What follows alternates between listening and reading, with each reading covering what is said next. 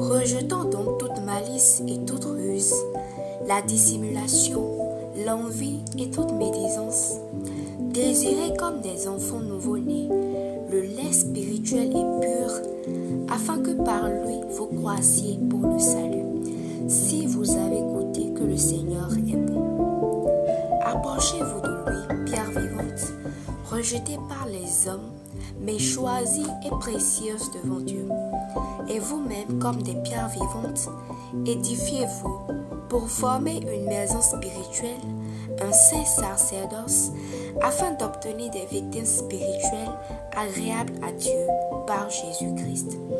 Car il est dit dans l'Écriture, « Voici, je mets en Sion une pierre angulaire, choisie, précieuse, et celui qui croit en elle ne sera point confus. » L'honneur est donc pour vous qui croyez.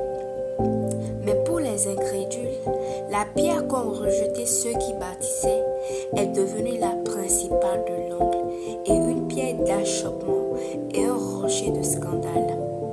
Ils s'y heurtent pour n'avoir pas cru à la parole, et c'est à cela qu'ils sont destinés.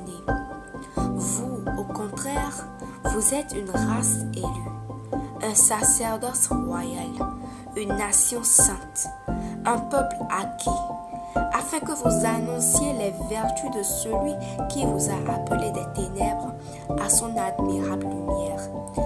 Vous qui autrefois n'étiez pas un peuple et qui maintenant êtes le peuple de Dieu. Vous qui n'aviez pas obtenu miséricorde et qui maintenant avez obtenu miséricorde.